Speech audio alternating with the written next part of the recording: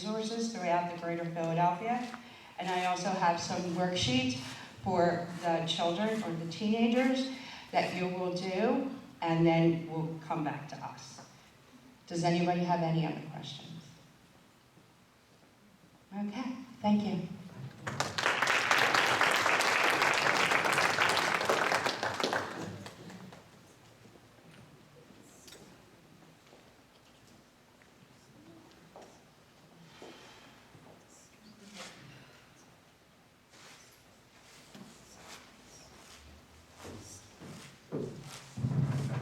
Thank you.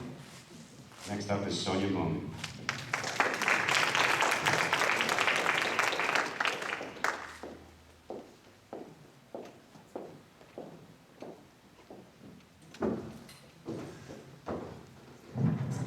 Fairly certain those are the worst steps in the history of steps if you have high heels on. Wow. Thank you all for being here today. You almost had one less speaker because when Dimitri contacted me 5 weeks ago, and he said, you know, I really want to put this program together, and I'd like to talk about drug awareness, and I'd like to talk about suicide prevention. Will you help? I said, of course, that's my passion project. Of course I'll help you. And then he said, will you speak? That's not what I do. So I can talk about suicide prevention, and I can talk about advocacy. I can stand on Capitol Hill. I've done it. I can talk to senators. I can talk to representatives about suicide. But I'm not so sure that I can share our story. So I procrastinated, and I picked up my phone 100 times. And I was about to text Dimitri. As recently as last night, I was going to text Dimitri and say, I'm not doing this tomorrow. I'll come and support you. I'll be there for our kids. But I'm not doing this. So I jumped on Pinterest, like any girl does when they want to distract themselves. And I opened it up, and a quote from Brene Brown popped up in front of me. If any of you know Brene Brown, she is a staunch supporter of sharing your vulnerability. And one of the things that she believes is, and I'm going to read this quote, and I'm going to try not to read my notes, but what it says is, one day you'll tell your story of how you overcame what you went through, and it'll be someone else's survival guide. So, I got myself together, and I put a little presentation together, and we'll see how it goes today. I'm going to try not to be the only speaker that cries while they're standing up here. Not sure how that's going to go. You know, all I can do is hope that I can do my sister justice. Here I go. And that I can share our story.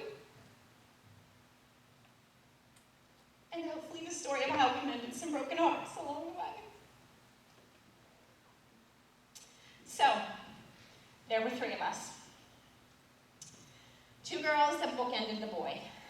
I am the youngest by far, but families are complicated. Our father suffered from mental illness, and he attempted on several occasions to take his own life.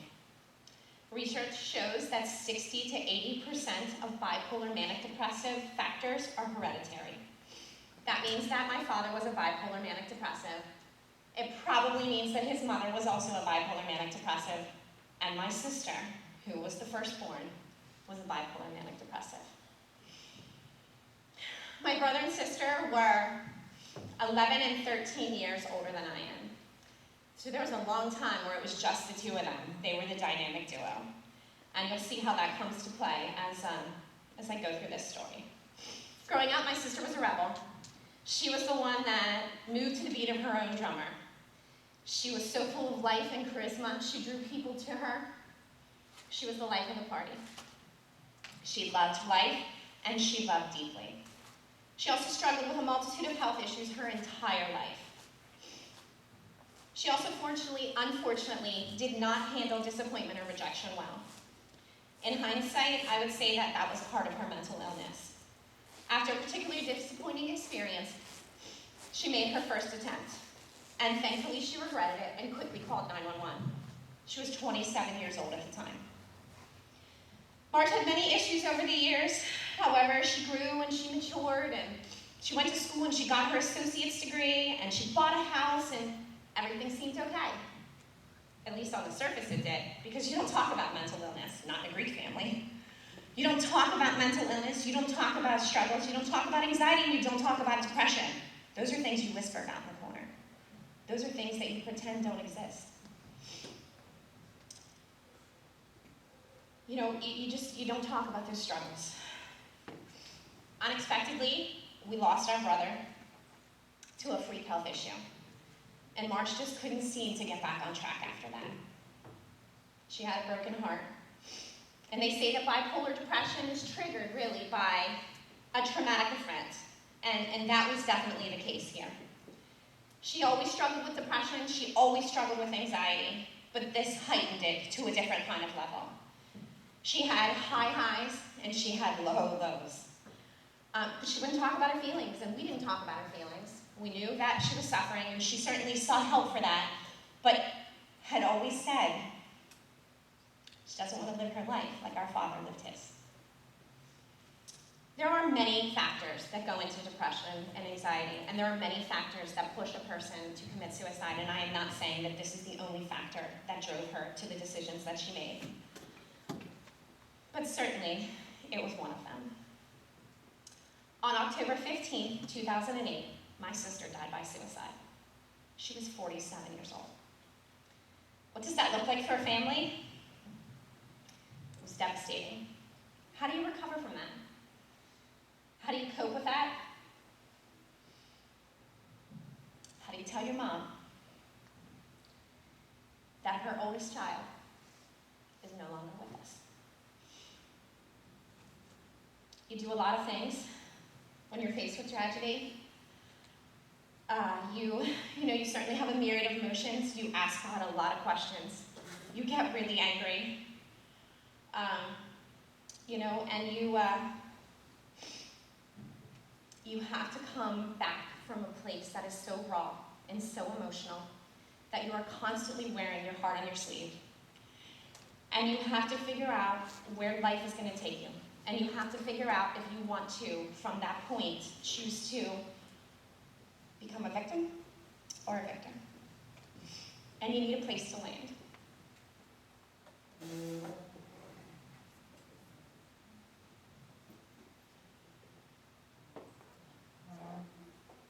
I am so blessed that this is the place that I found.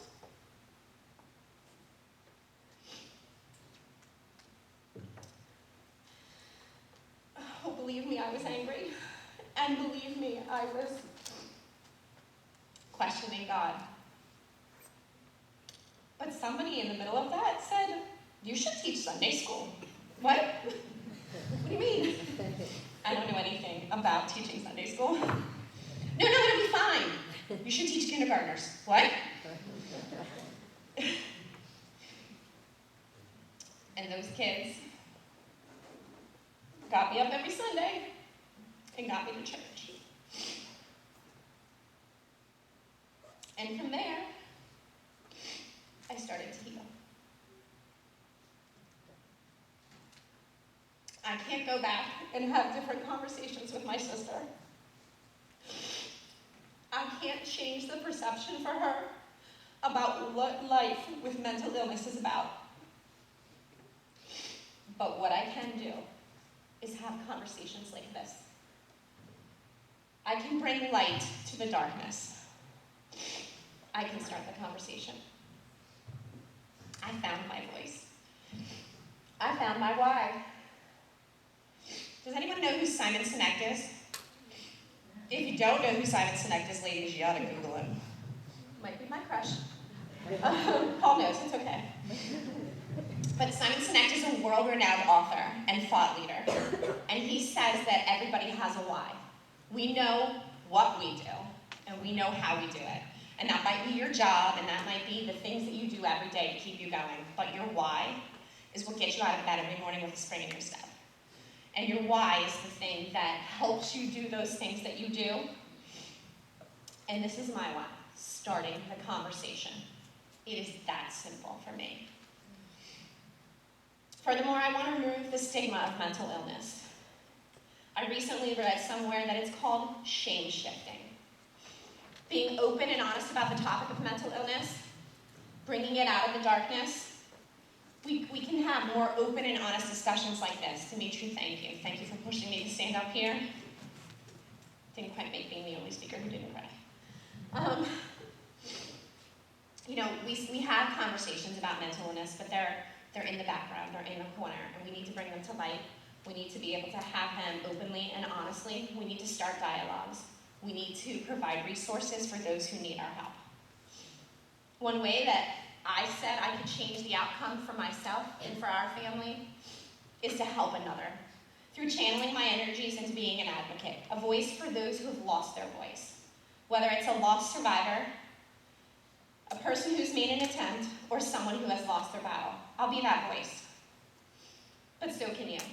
Contact your state representatives and senators. Ask them to support legislation that provides suicide awareness and prevention. Contact the governor.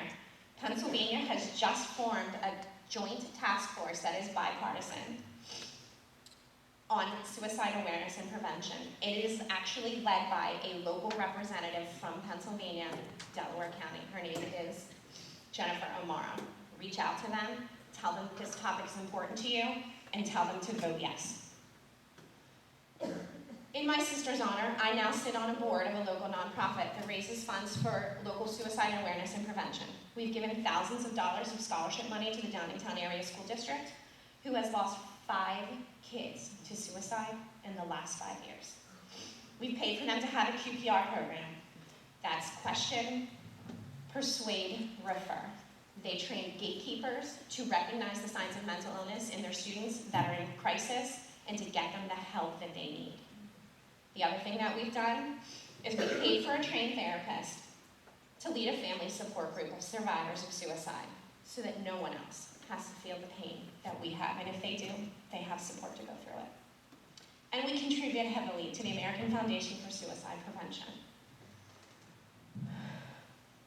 I am a lot of things in my life. I'm a wife. I'm a mom. I'm a corporate executive. I'm a parish council member. I'm a Sunday school teacher, and I'm an advocate. But in the end, I'm just a girl who lost her big sister. And if I can make a small difference, if I can start one conversation that saves a life, then her life is not in vain. Thank you.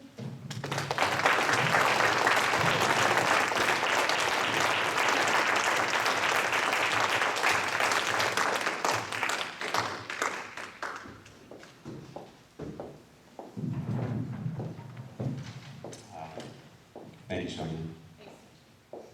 And Dina, can you grab the little kids? Thank you. And the next speaker is Allison Fountain.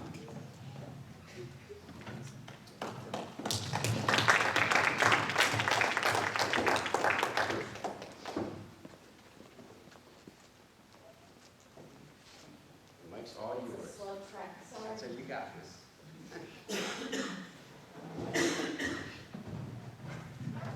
Hi, everyone. Good afternoon. My name is Alyssa Fountain. That's all right. I respond to just about anything, as long as it's not a 4-letter word.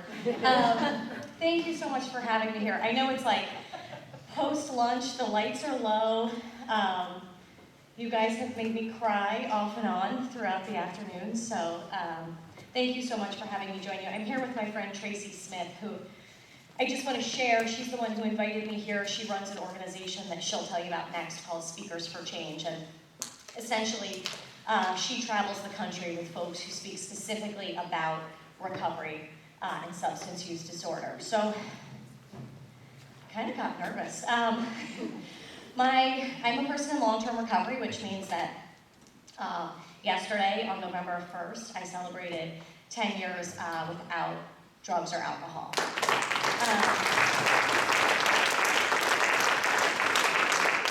Thank you. So, I'm a lot of things today.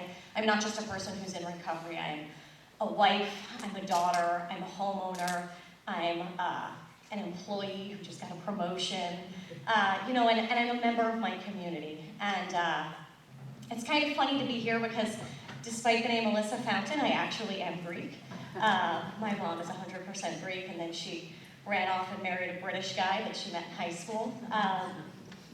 You know, and so walking in here today, it's like as soon as we walked in the building and that smell of a Greek church just reminded me of, you know, just so many memories with my family and my cousins. And, you know, because yesterday was a pretty big milestone in my recovery, you know, I kind of sat in the back and hysterically enough, a few of my Greeker cousins sent me some messages, you know, congratulations on 10 years. And I thought, like, what a monumental shift our family has had, because we are a Greek family. So, you know, we don't particularly talk about anything that's like really upsetting. We celebrate a lot of joys together. That's something that our family has always done. We would consider ourselves close-knit, but we also are intensely private, right? So we all know what's going on with Aunt Effie, but we're not talking about it with Aunt Effie. We're typically talking about Aunt Effie. And I know you guys probably understand that. So it's funny, or really powerful, and I think most of our other speakers today have talked about that. You know, that shift in a family as we walk through a tragedy and we decide to talk about it. How my recovery and the process of finding recovery has changed my family. So, to give you a little background, I'm not from Pennsylvania. I don't particularly know where in Pennsylvania we are. Tracy and I just know it's, I call this Philly, so that tells you how much I know. But Tracy and I both live in South Jersey, but I actually grew up in North Jersey, and I grew up in a beautiful, loving home. You know, my parents have been together since they were 15 years old. They just celebrated last weekend. I don't know how many years married, but a lot. And, you know, my parents always raised us. My brother and I are almost exactly a year apart, and we were so close. And so much of my story is always feeling like I was somehow different, right? So my brother and I were the only cousins in our family who didn't speak any Greek. You know, so we would go to these family gatherings, and we always felt just a little bit different. But the reality is that, like, that weighed so much, that experience was so different for me than it was for my brother. We're two totally separate people, and for so much of my life, it was always Alyssa and Michael. And we compare ourselves to each other so intensely. My brother is incredibly intelligent. He's an engineer. You know, he's a math mind. He's incredibly analytical. And then there's Alyssa, and I was over the top and goofy and really dramatic. It's kind of hard to tell how much of the story is accurate and how much has been dramatized. You know, was the person this tall or this tall? Was the fish this big or this big? You know, and so we were always so different, and I used to think that was a bad thing. And I used to feel like I always just didn't quite belong, which is really interesting because when we talk to a lot of young people, adolescents, right, like we watched it in this video about depression, a lot of times people look, when we heard about Michael, people look like we belong. You would never know that I sit in a room and I feel like a square peg in a round hole. And it actually wasn't until that I got to a 12-step fellowship that I heard someone say that phrase, and I thought, that's exactly how I've been feeling my whole life. So I grew up in this beautiful family, and you know, we had a loving home and a beautiful life, and around the age of 11 or 12, one of my closest friends died in a fire with her entire family. And overnight. And how do you talk to a second grader about death? How do you talk to a second grader about a whole family dying? You know, and my parents were on the same page so often. And, you know, they knew to call the doctor and get a recommendation for the doctor, and the doctor recommended therapy. And what I believe happened was, like, around that age, I kind of understood what was going on, but I also didn't really understand that, like, going to a doctor and hearing about feeling better, like, I didn't understand that that meant I was still probably gonna feel, and that feeling better is like a process. It doesn't mean that I go to the doctor today, I go to a therapist tomorrow, and on Wednesday I feel better. And over time, I didn't really know how to process my feelings, and I didn't really know how to say, I feel confused, or that grief happens in this not at all straight line. And so eventually someone suggested medication. And I recall, like, so many of those early teenage years having these conversations that were like, the medication doesn't work. The medication doesn't work. And the medication probably did work, but it didn't feel like it did, because I still felt sad, and I still felt confused, and I still felt alone. And, through that process, we were kids, and we did what kids do. And, I think that I was speaking to this crowd, to the parents in the crowd. It probably sounds like an alarmingly young age, but speaking to the youth in the crowd, I'm sure that it is not. But I was probably around 12, 13 years old when we first drank. Just a couple kids in someone's basement, and it was a moment where I felt like I found relief, and that feeling was fleeting. So I sought that feeling over and over again. And like I know a lot of people talked about today, the next substance was introduced, and in the beginning for me it was very much like, it's just alcohol, and it's just marijuana, and it's just whatever it was. And Tracy and I were talking yesterday about how insidious that actually is for someone who has a substance use disorder. And that is the medical term that we call addiction, because we know that it is a medical issue, it's a mental health issue. And so for someone like me, I can convince myself that I am only drinking, and I become very blind to the fact that when I drink, then suddenly I wind up on this path that I don't really understand, and the consequences make no sense to me. But except that they do make sense, because they're always pretty significant. And so over time, I am both blessed and cursed with a very intense Greek mother. So, when you get in trouble and you have a Greek mom, it is 10 times more terrifying, I think, than if you have like a regular Irish one. So it was like, it starts this path, and in the ride out here, Tracy and I were talking about that path of like, when I would make a decision, and I would know the wrath of Denise was coming. So I would make another decision to lie. And then once I made the decision to lie, then it was like the story started. And then you had to weave all the players together, because now if my mom calls your mom and your mom actually confirms that we weren't there, because, and it was like chaos, utter chaos over and over again. And, but so by the time I was 15, the public school that I was in very kindly told my mom that there were some things that weren't working, and one of them was me. And, at 15 years old, they can't actually just, in New Jersey at least, I don't know how Pennsylvania works, they can't just kick you out of public school. And again, I have this family that is incredibly supportive, and they really believed in education. So even though I was making these terrible decisions, and I was calling myself out of school all the time, or just leaving, and I was constantly getting in trouble, because in a sense, I felt very much like any attention is good attention. So whether it's bad attention, whether I'm at the top of my class or I've been in detention all week, if you're paying attention to me, I feel a little bit better. And so I was pulled out of public school and sent to a private school, an all-girls private school, which you can imagine is very unpleasant. A bunch of teenage girls were like small psychopaths, no offense. And it just really took a new twist, I've learned a lot through this process of recovery about myself and about other people.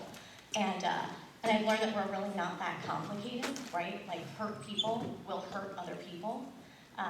And so feeling like I was different than my other classmates, I had two options, right? Like, one was to make friends, and the other was to become a mean girl. And and I became a mean girl, you know, and add substance use to that, and add having such low self-esteem, you know, and one thing that we talk about often in recovery is that, like, if I want to boost my self-esteem, the fastest road is by doing esteemable things. You know, my self-esteem actually doesn't come from a like on social media or what someone says about my outfit, right? Like, the best way for me to boost my self-esteem is to do something good for another person and not get found out. So, you know, again, this process continued, and more substances were introduced. And as I felt more different from my fellows, and I was consistently seeking something outside of myself. And one thing that we learned in recovery is that, like, that hole that I feel, you know, is very much a spiritual sickness. And there are so many different paths to recovery, but the one that I found was in a 12-step fellowship, which has led me to really having faith in a higher power. And so by the time, to fast forward the story, because you get 10 years of recovery, that's way more interesting, you know, I wound up really crashing and burning by the time I was 18. I was arrested, my parents were humiliated. Everybody that I graduated with got a graduation party, and my parents got me an attorney. You know, it was like just mortifying. And so often I felt like I actually really wanted to be what I thought was a good person. Because I knew that the Alyssa that was in there somewhere was and could be. But I was so trapped in this cycle of substance use that I just couldn't stop. And my life started to become like this crazy merry-go-round where, you know, the things that I was doing in order to continue my substance use were so devastating. And, you know, I was robbing from my family, I was stealing from people who loved me. You know, I had been brought so low, and I felt so terrible about myself that the only reasonable way that I could find to escape was to use something to get out of myself. And when I used something to get out of myself, I would do horrible things. And it was like the broken merry-go-round, and when do you decide to get off? And, you know, I was a freshman in college, the same school that my brother went to. We're long gone now. But we went to the same college in New Jersey, and he was so intensely aware of my problems. And I had asked him for help a number of times. But, you know, one thing that my family finds so interesting now that we couldn't see then was, like, you know, when my brother and I would have a broken bone, we would go to the best orthopedic surgeons, you know, the best doctors in New Jersey. When we had, you know, like, allergy issues, we would wait to see the best allergist in New Jersey. And when we had issues with my mental health, my mom took us to our pediatrician, and she would write scripts for my mental health medications. And she was not a specialist. And it's like the one area where it's like, we need specialized medicine. The brain is a really important organ to mess with. And so, you know, hindsight is 20/20. I know that now, that one piece of advice that I could give is that if you or someone that you care about is struggling, seek a true mental health professional. A mental health professional who is a licensed clinician, someone who has an education in mental health and substance use. So I asked my brother for help, and he told on me. He called my parents, and then he drove me to North Jersey and babysat my mom and dad. And thank you. And he made me tell them what was going on.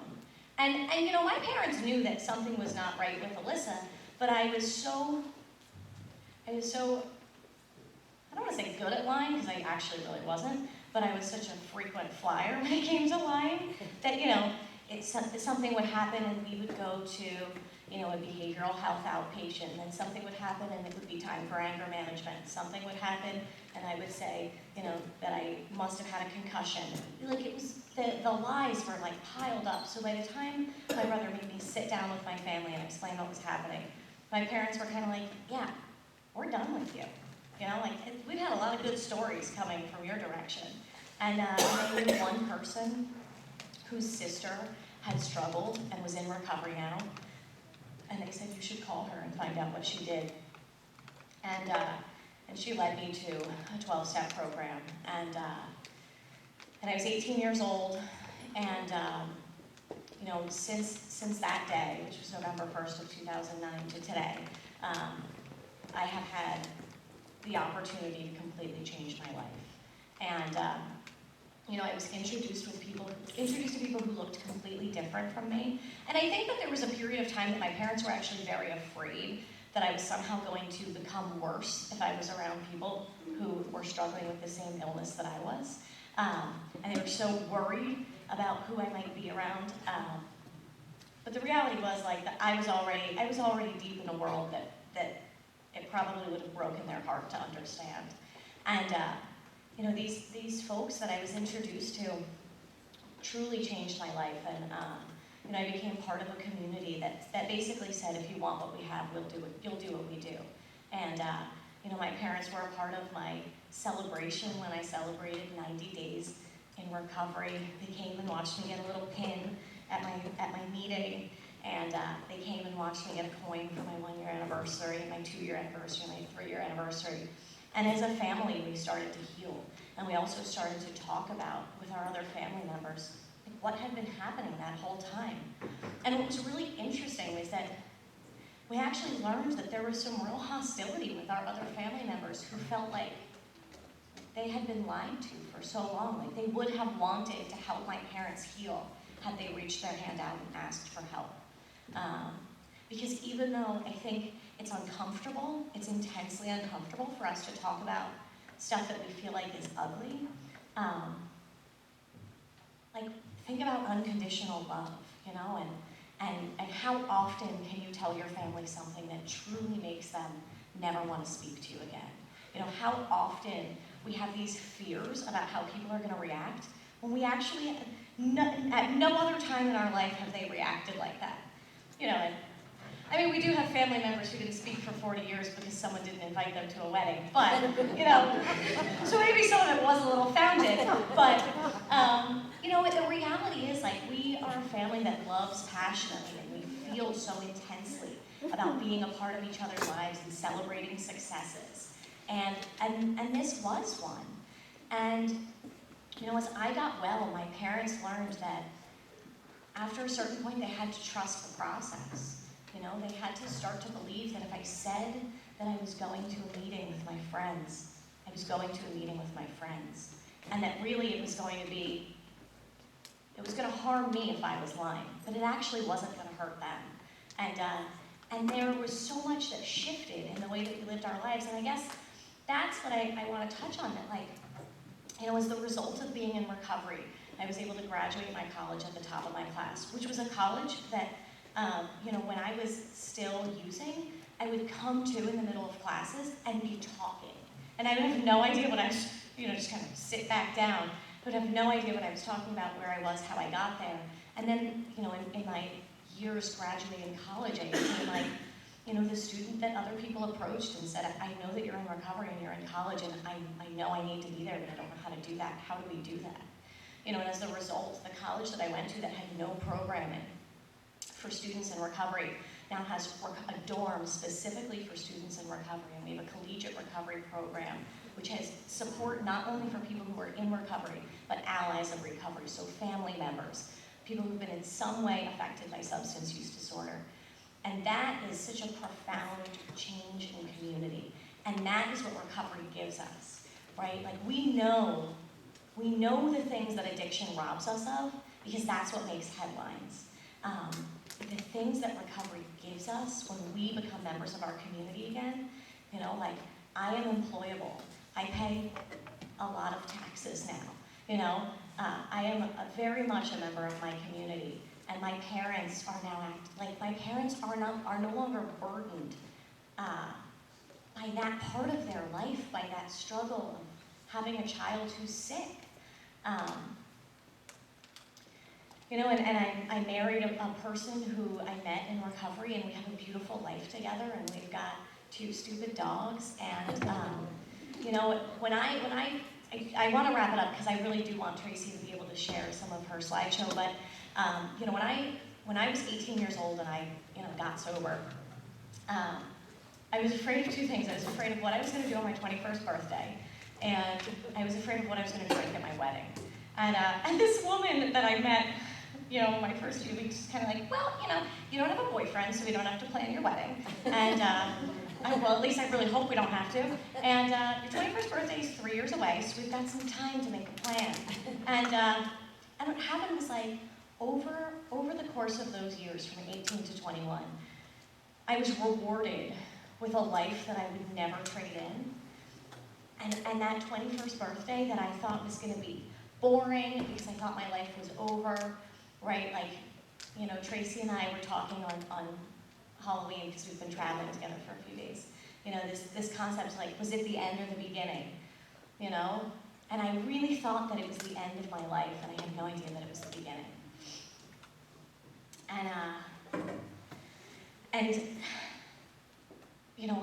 I was rewarded with this relationship. And one thing that I think, when I was that age that I was using, right, like I would feel things so intensely, and it's a lot of what we talked about in both the depression and in the substance use. That like it was hard for me to ever imagine that I was going to come out on the other side of the pain that I was experiencing. Like I really believed that my first boyfriend was the greatest person who'd ever walked the earth, and that like my life was going to be over once we broke up. I don't know that I remember his last name. So like it really wasn't that devastating, but in the moment it felt so devastating. It's like what you shared, like it might feel insignificant, but at that age it's so significant. And I've come to learn that like the things that I wanted for myself when I was using, if those dreams came true, I would be so disappointed because the gifts that I've been given instead are beyond anything that I can measure. And I kind of feel like I'm going on and on. So I'm going to wrap it up. And that's all I have. Thank you.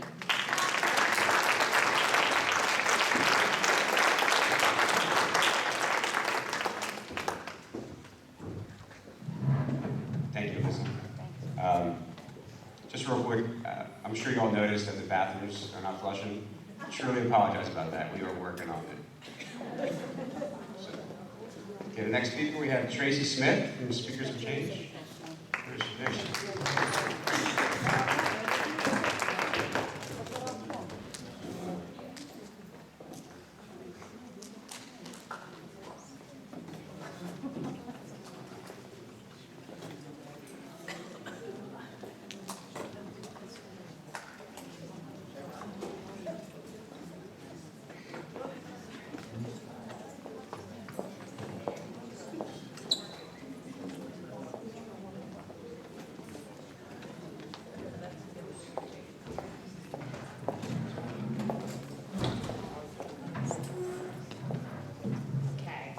So I think this is it, right? Am I the last speaker? Okay. So first of all, I've already heard, some really important things that other individuals have shared today. And I want to thank you because the theme of what I'm about to present is really about never being alone.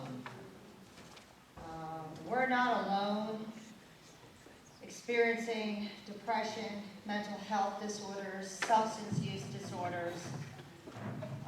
It is impacting this entire country, our youth, our families. So it's really important that we're all here today to learn and open our minds. I'm not sure if you can see. Yeah, the light, because there's so much light coming in. But anyway, this is actually my picture perfect family here, right? It looks picture perfect. But unfortunately, my daughter in this photo was very high. And we had our family portrait. She was 14 years old in the photo, and I never knew it until much later. But I have to walk around. Can you still hear me if I walk away from the mic a little bit? Yeah. So, 1 in every 3 American families across the nation are somehow impacted by addiction, by substance use disorders today. 1 in 3. 1, 2, 3. 1, 2, 3. 1, 2, 3. Right? somehow impacted. You have a neighbor, you have a family member, you know someone that's been impacted. Am I correct? So who in the room knows someone, right, who's been affected? Right. It's our job, the people in this room, to go back to our neighborhoods. You're in a church, so you have a church family, right? To be an ambassador, to educate and inspire other people. We're not alone. We are all in this together.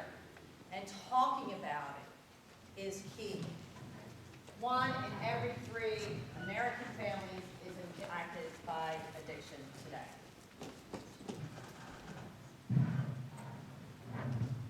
So we've heard a lot of the same themes, and I wasn't here all day, but we've heard about individuals feeling different, feeling stressed, having anxiety, feeling a little uncomfortable in their own skin, but perhaps on the outside looking quite normal. These are some symptoms and signs of substance use disorder, especially in our youth today. And isolation is one of them.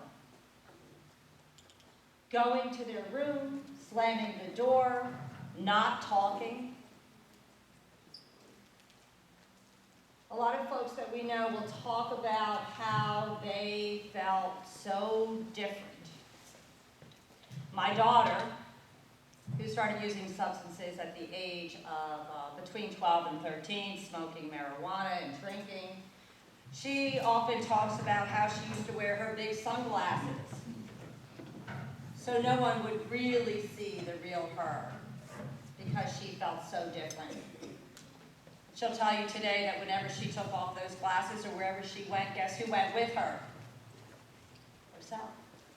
She took those emotions and that pain, and whether she had the sunglasses on or off, whether she had a substance in her body or not, it came with her. So as parents, we want to keep an eye on these things. We talk about stress and anxiety. We speak to high school students. Like, how many of the youth here today has felt stressed out or been nervous or had anxiety, right?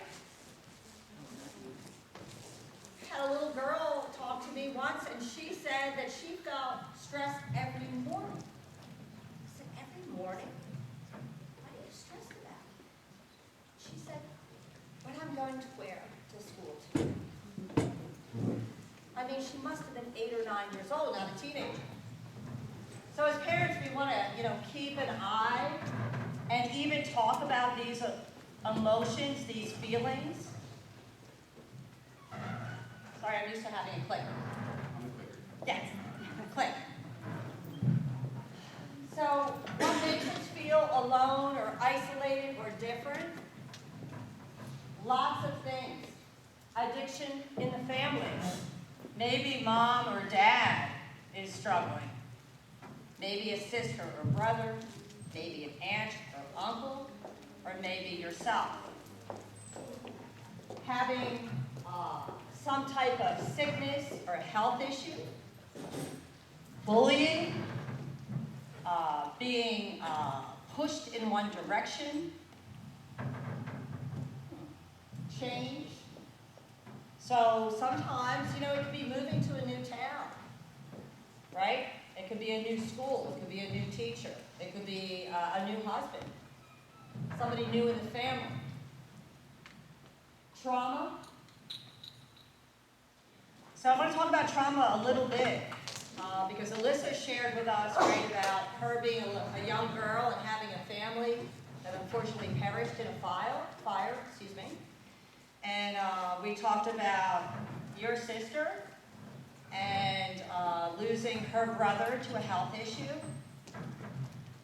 But the definition of trauma today is interpreted by each individual. So for you, it might be losing a pet dog that you've had your whole life, and you're having a hard time processing the death of that animal. It could be a car accident that you were in. Even if no one got seriously injured, it could be traumatic for you and hard to process. And then of course we know of, documented trauma events such as shootings and fires and death. But trauma can be individualized, and what you may think is trauma to you is trauma to you.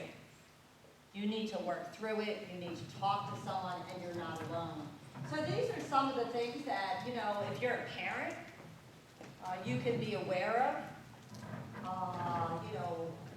Any of these items, is there mental health issues in the family? Is somebody affected right now?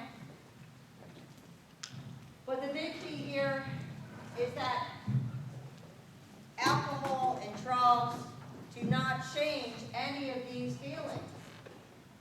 So often we look to alcohol and drugs as a coping skill to make us feel better. And honestly, a lot of the individuals I know, my daughter and even Alyssa, you think that drink or that substance you put into your body, and all of a sudden you're like, oh, I feel better. But that's short-lived. It's deceptive, and it actually continues to make you feel worse. So, one of the themes here, and I just can't say it enough, I say it all over the country, is talking about it. We talked about stigma over and over again. You've heard the other speakers share. But boy, in order to heal it, you have to feel it. You have to go through it. You have to talk about it. It is so important that we start these conversations around the dinner table with our neighbors. It is nothing to be ashamed of, and the more we get talking as family members, as parents, even as youth, brothers and sisters, it's going to start to heal those emotions, that trauma, different issues that we may have experienced day to day or in the past. So, speaking, on the prevention side of it, we do have to realize that decisions drive results. So we call it DDR. So in other words, yes, addiction is defined as an often chronic and relapsing disease of the brain, and we know that. But without putting alcohol or substance into your brain, there's a point in time where youth or adults all have to make that decision. Should they or shouldn't they? Decisions drive results. So if you're a youth here today, there are decisions you have to make all the time, right? So say you're supposed to come straight home from school, and a friend says, hey, I want you to come to my house after school. You have to make a decision. You know you're not supposed to, but perhaps you say yes. That decision can drive another decision and affect your behavior. You can go to the friend's house after school, and then you come home late, and then you and your mom get into an argument because you're not supposed to go somewhere after school, and then you storm upstairs, and you don't feel like doing your homework because you're mad because you had a fight with your mom, right? So you go to school the next day, and you haven't done your homework, and now your teacher is angry at you, and then you turn around and you take it out on your best friend, right? Every decision that you make drives another decision. So the first time that you are presented with the opportunity to have a drink or smoke marijuana, or maybe somebody hands a pill to you, you have a decision to make. And that decision will drive results. So what can you do to help better decision making? Always think about your surroundings. Where are you? Are you in a safe house? Is there an adult? Is there a car? Are other youth using alcohol or drugs? Do you feel uncomfortable? If you feel unsure about a decision, or somewhere that you have ended up, or you're trying to decide, you know what, it's probably a bad decision. Thinking about where you're at and who you're with, and is this peer pressure? Right? Is this something that you think you should do, or something that your friends think you should do? And do you have an out?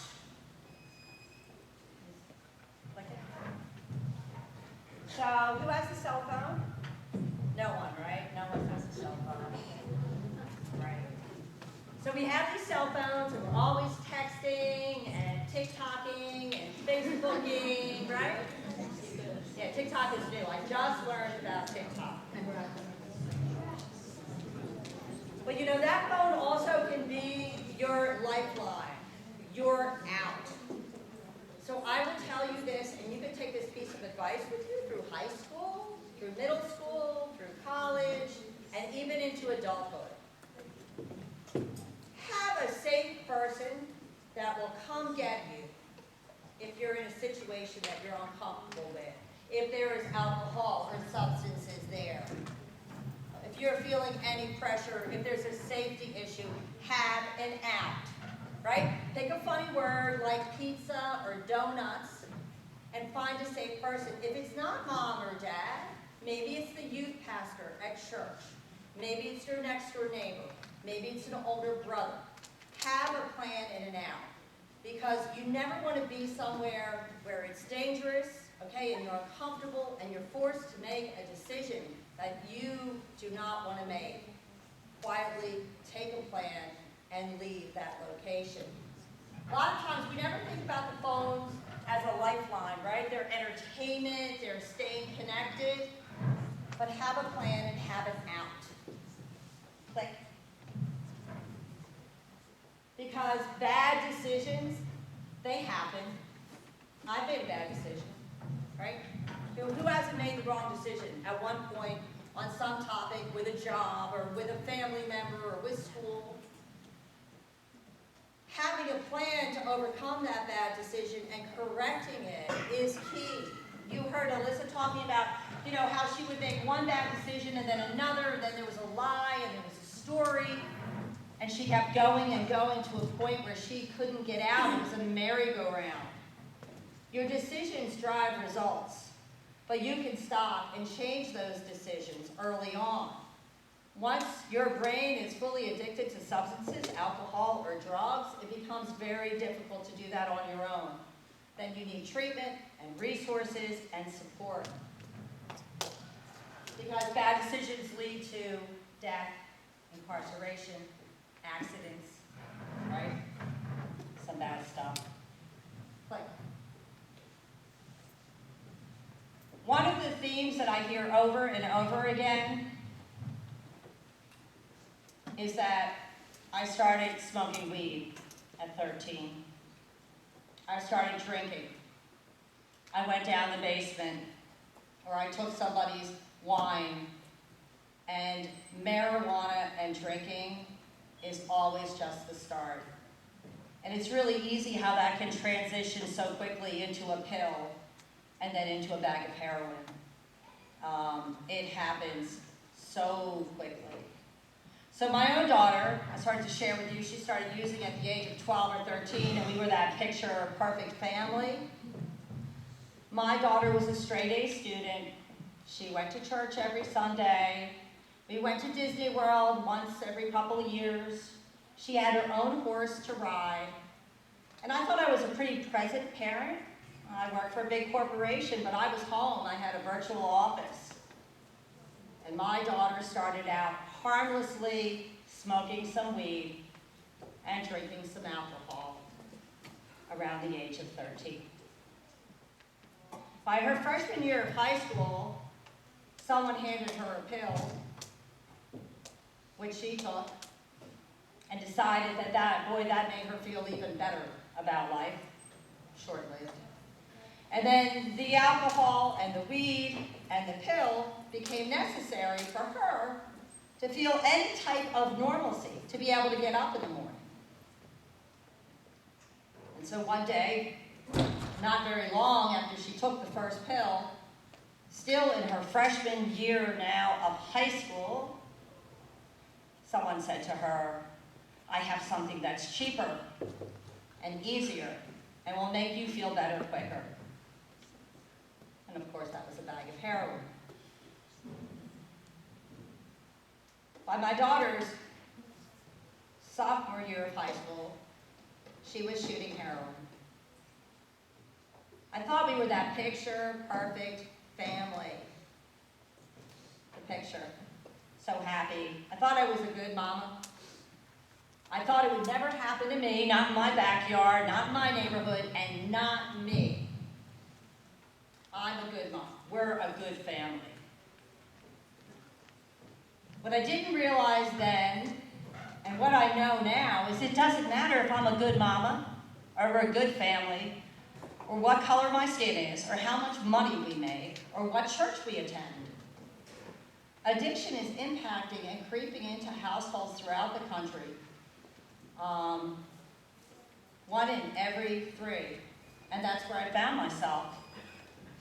My daughter attended 4 different high schools, 3 different treatment centers, 1 out-of-home placement, 2.5 months in a county detention center, which was pretty much like jail for a 16-year-old daughter that should have been on the beach and the boardwalk.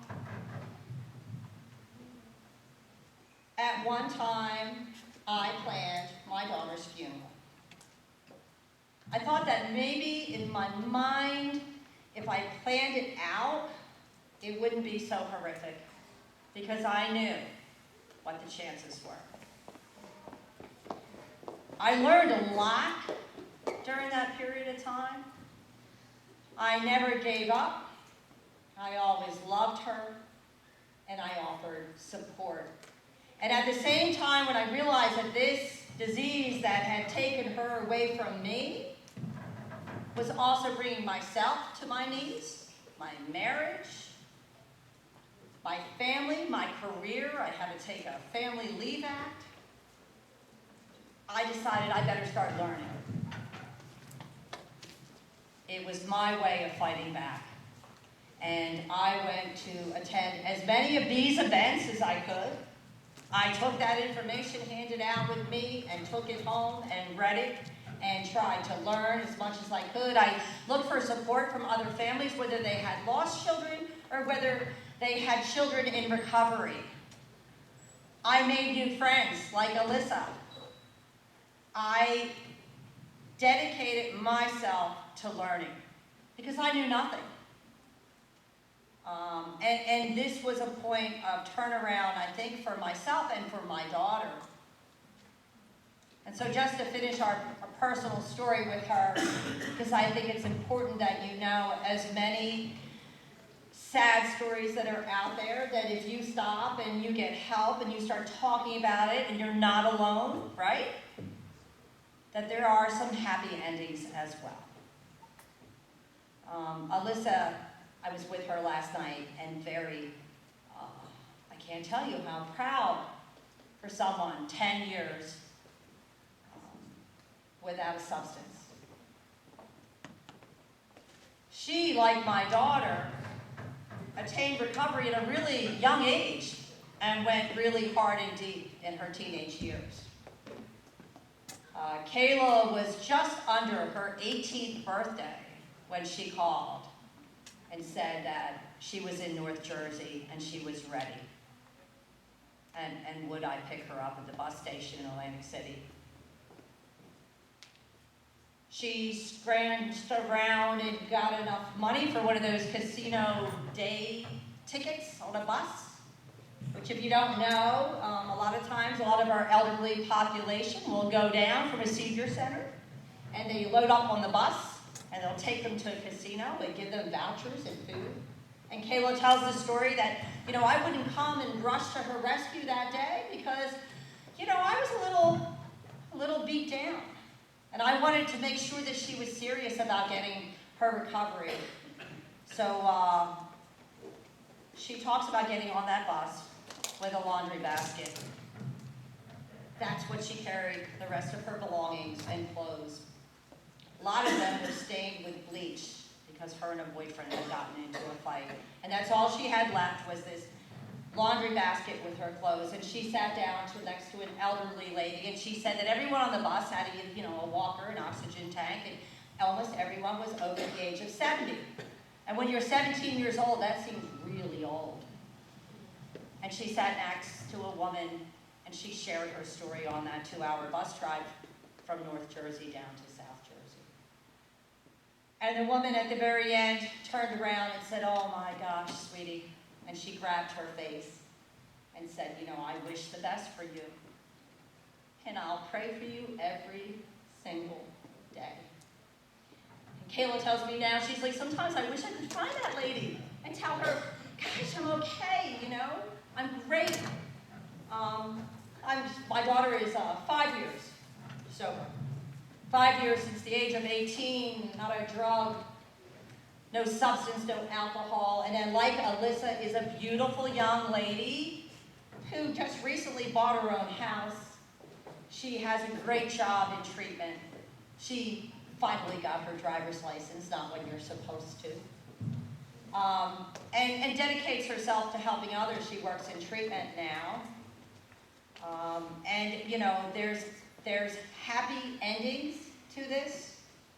But if we don't start talking about it and sharing information, when my daughter got sick, it took me to my knees. I didn't know what to do. And listen, this was not supposed to happen to me. I was a corporate executive with American Express. Are you kidding me? Yeah, we did everything right. People would come up to me and they would ask me, "Tracy, is your daughter being good or bad?" I didn't know what to say back then. I really didn't. But it's not, what I know today, it's not about being good or bad, right? It's about being sick or well. And the same thing goes for mental health conditions. My daughter is well. And that's why you can really understand, when you grab that concept of addiction being a disease, right? Sick or well. Right now, 1 out of every 5 high school students have admitted to taking a prescription that's not been prescribed to them. We're living in a country with an excess of opioid, prescriptions, pain medication. Even as adults, we set examples, right? That if I'm not feeling good, I'll just take a pill and then I'll feel better. There are prescriptions out there, and I would tell everyone here, you want to do one other thing when you leave here? Go home and empty your medicine cabinet. If you have old medication, almost every police department now has a dispensary where you can drop it off. I had one woman at a high school I talked to, and she stopped me after I was talking, and she said, she pulled me aside and said, I have to tell you, it was so interesting, and I appreciate, you sharing. She's like, but my kids would never go in my medicine cabinet. I said, oh, okay. And I took out my cell phone number, and I handed it to her, and I said, if you want to, you can reach back out to me. And I'm telling you, I still get goosebumps every time I retell the story. A couple hours later, my cell phone rang, and she was like, oh, I'm dumbfounded. You were so right. I went, and there were prescriptions that should have been filled, and there was just 1 or 2 pills in there. And I just cannot believe that my children would do that. So why not be safe, right? We wouldn't leave poison around for our kids, Clean out your medicine cabinets. It's a great tip. And if you're a grandma or grandpa and you have a lot of medication, there's ways to keep it safe or out of sight or not so accessible. Because even though you think your darling grandchild or grandson would not do this, it happens. Those prescription pills can easily lead to heroin addiction. I never thought my daughter would put a needle in her arm. The prescription medication out there in this country today is so strong, and it happens so quick, and it happens to the best of the best. Right now, prescription drug overdose. You know, it used to be that we were so worried about drinking and driving. Yeah, who remembers that, right? Parents here, drinking and driving, drinking and driving. It's all we talked about at schools or at churches or community town halls. Excuse me. Now, it's prescription drugs. And prescription drugs and other drugs and driving. Click. So the other thing is, you know, we talk a lot about finding a good mental health professional and a good doctor and how important that is. But unfortunately, too, that there are some bad doctors and dentists out there. And I don't think they're bad people at all. I just think that they're not educated. And they may be old school. But every day across this country, somebody will go in to have their wisdom teeth removed and be handed a prescription for 30 Percocet. Nobody needs that much pain medication. It's amazing what Tylenol and a heating pad and some ice will do. And so I say this to parents, and I also try to empower kids and youth today, right? You go and you have an injury or you're prescribed something and it's making you feel better. Hey, it's your body. Say something to mom, to dad, to the doctor. Talk about it. Sports injuries. Sometimes we have to have surgery. Sometimes we have to take pain medication. But you need to be aware about it today as a parent and also as a young adult and as youth.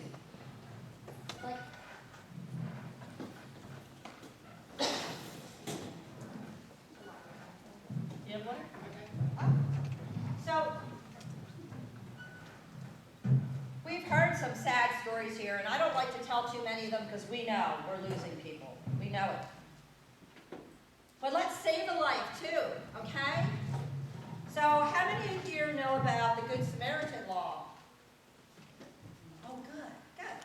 That's a good amount of hands.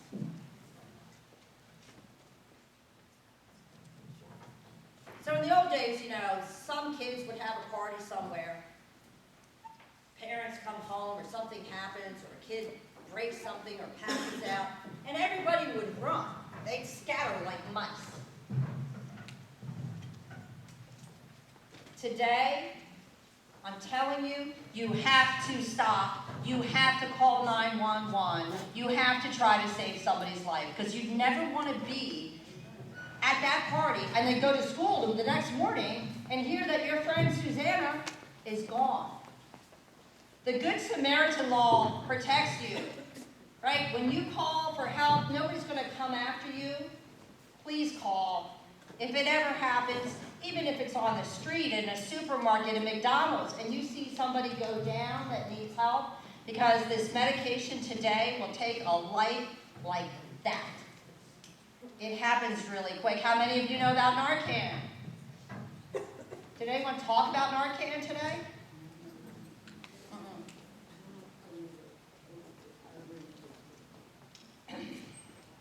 So Narcan is an anti-opioid reversal.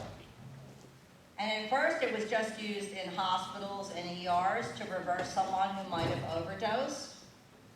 But now it's being dispensed through CVS, through Rite Aid, through family physicians. A lot of the schools, the nurses will carry it in high schools now. And again, the whole idea behind that is saving a life. If you have a family member ever that's struggling with substance use disorder, having Narcan in the house is a great idea.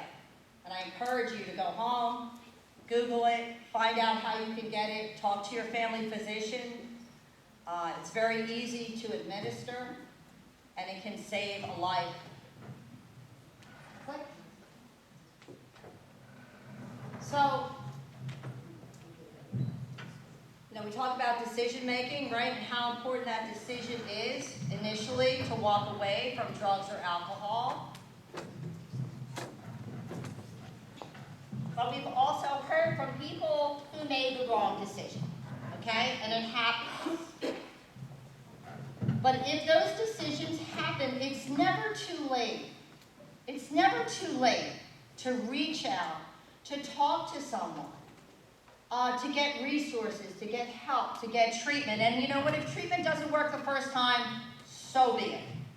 We try again, right? We are a family, a community. We are all human beings, and every life matters. Talking to someone is so key. You know, Alyssa talked about like the fire and not really being able to talk to her parents, really process like how that felt, you know, and maybe your sister really couldn't quite, you know, find the right person to process what happened. And your son Michael, as much as you loved him and tried, you know, finding someone and talking about it early on is key. And again, I'll keep saying, sometimes it's not mom and dad. You know, I want to be realistic. Sometimes it's not. But finding someone, like I said, your youth pastor, someone at school, a school counselor, the gym teacher. My daughter always talks about her math teacher at her one high school and how kind that person was. Well, it turned out that that math teacher had a sister, I don't know if it was a sister or brother who overdosed. And they could see her struggles and they connected and they started talking. But finding someone to talk to, because holding in all those emotions, not being able to process them, is just harmful. And it just drives that individual to seek more substances, right? Because they want to feel normal, but there is no normalcy. Counseling and treatment. And listen, I heard a little bit about the mental health discussion today. I don't want to fool anyone, especially parents here today. It is not the easiest thing to get treatment, right? It's not. Sometimes it's hard to find the right treatment center. Sometimes your insurance will fight you. With mental health, it's terribly hard to find the right psychologist or psychiatrist or group.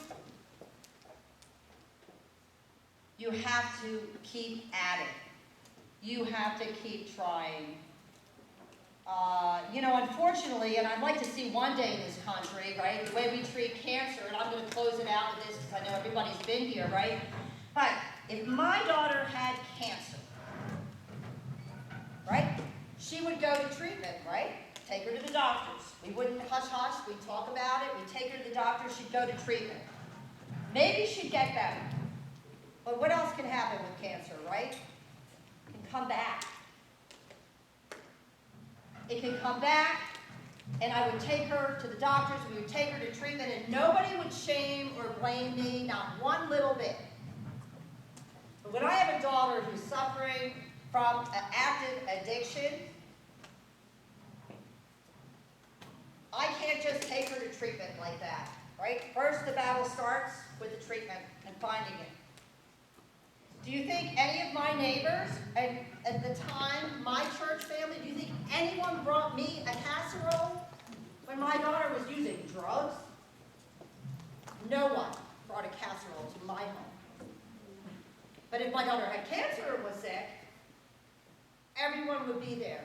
And everyone would be praying for her, and they'd bring me a meal, and they'd offer, you know, can I help drive you or pick her up from her treatment? When my daughter relapsed, it was even more hush-hush, and oh, it was horrible. And why did she do that? And, you know, gosh, I'm so sorry for you. But if she had cancer and she relapsed, everyone would have been like, okay, this happens, right? This happens. We'll take her back. You know, we'll pray for you, and we will help you, and we'll do whatever we can. We're going to fight the good fight. But for some reason, when it's addiction, it's substance use disorder, we still turn our backs. We still talk about being good or bad right? I could have used a casserole because, you know, it was a tough battle for me. So be kind, be aware. This is a disease that's plaguing our country and taking lives, but there's also hope, right? You're here, you're the hope, right now. And you taking that message and all these great speakers that came today and taking it, you guys, you go back to school and you have a friend who's not with you, you know, learn something from this and share it with someone else because, it, you know, you will be saving a life. I feel very blessed that my daughter is here with me today and that Alyssa has 10 years and I know that it's possible and my heart breaks that Michael's not here. And we can't save everyone, but we're getting better at it. We are, and we're starting to talk more about it. And this church, awesome. Demetrius, he's been kind of bugging me for pestering me and I mean, passionate about this topic, and it should be because it's impacting your community and your church. And we all can do better. But we've got to let the stigma go and the shame go. We've got to all try to educate ourselves, and you already did that today. And I'm going to zip it because it's been a great day here, I'm sure, and a lot of information. And I want to thank you for caring because you guys are really the solution. You're the solution. Just by coming out and learning.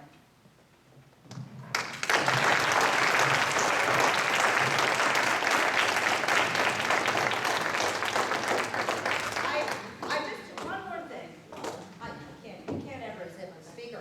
I want to ask, and Alyssa will come back up, or there's probably anyone in the room, if there are any other questions, and I know it's been a long, long day, but that you want to ask me, or that's pressing, you know, we will stand in the back of the room for a few minutes. Or, you know, anything that you want to try to find out more about, I'm sure you can get in touch with Demetrius and there can be follow-up information sent. So, I'm done. I promise. There. Stay where you are. Okay, this side over here, nice smile. Now right in the middle. With the lights on? Oh, I can see it. And then for the seat.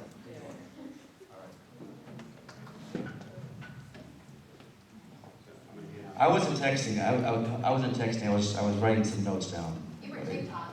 I was TikTok, wasn't I?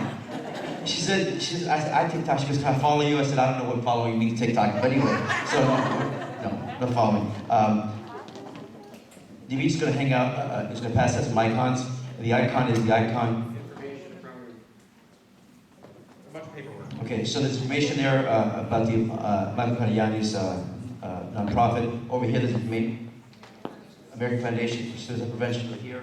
Demetrius is going to pass out a small icon of the Ladder of Divine Ascent. In the back is the hymn, O Heavenly God. But I wanted to say thank you to Big Al. Earlier this morning, he left for speaking about his struggle, but also how great of a man he was as a basketball player, even though he didn't win any games. Thank you, Big Al. Thank you to George Abagello. Very proud of you, George. You've been through a lot, and we thank you for sharing your wonderful struggle, but also your present place now.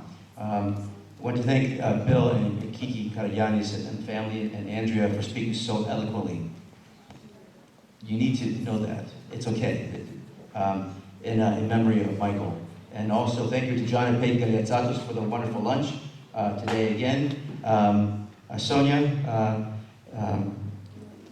thank you for opening up your heart and make yourself very vulnerable. I think all of us felt and feel your pain, but also feel your cause too, and we're going to speak to, and we're also going to listen to. We're also going to be here. So if anyone is struggling, talk to Sonia, talk to any of us, because we'll listen. Thank you to Mary Ann and Jean of the American Foundation of Suicide Prevention. I think they left.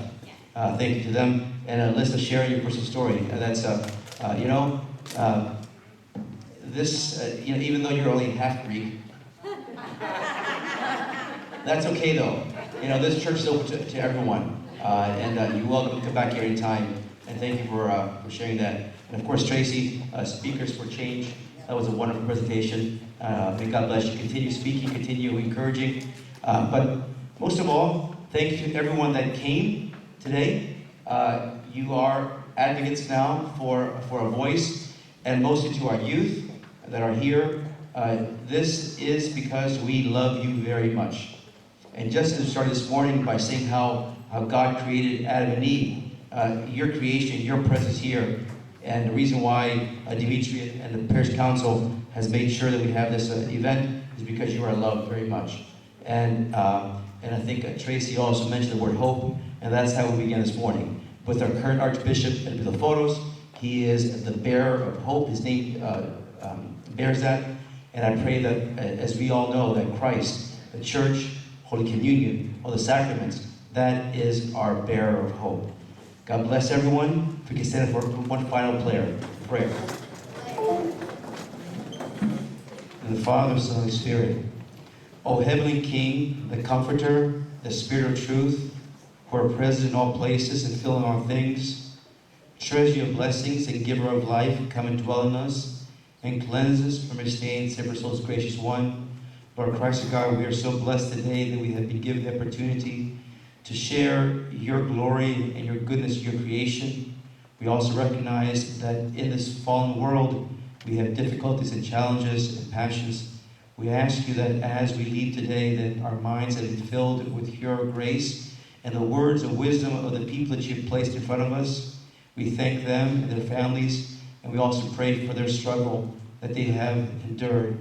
Pray for our families, pray for our youth, pray for the world that you've created, so that one day we may glorify your name, of the Father, and the Son, and the Holy Spirit. Amen. God bless you, everyone. Thank you. Thank you. Thank you.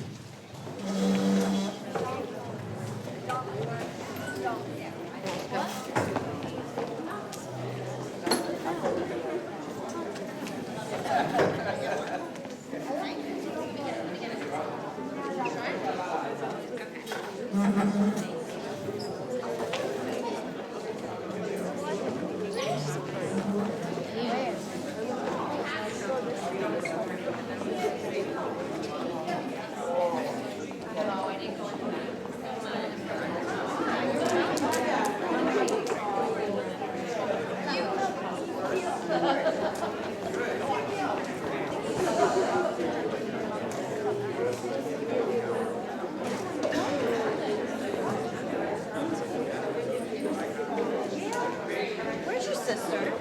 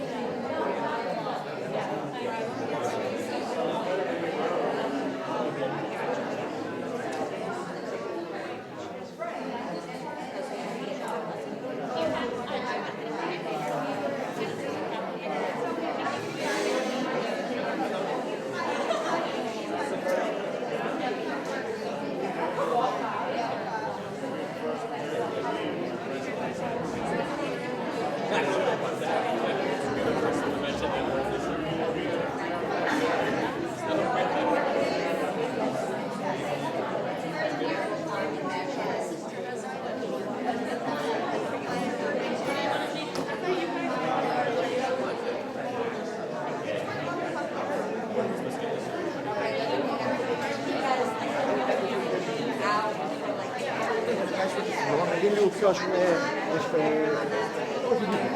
Well, so much for identifying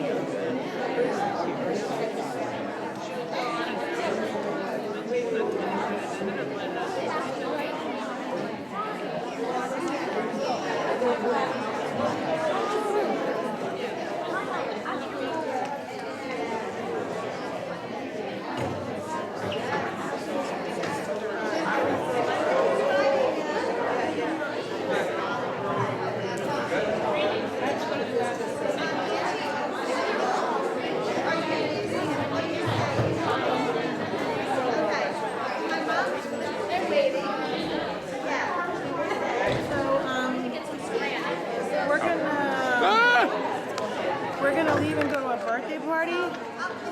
Hey, you guys are matching. I just realized that.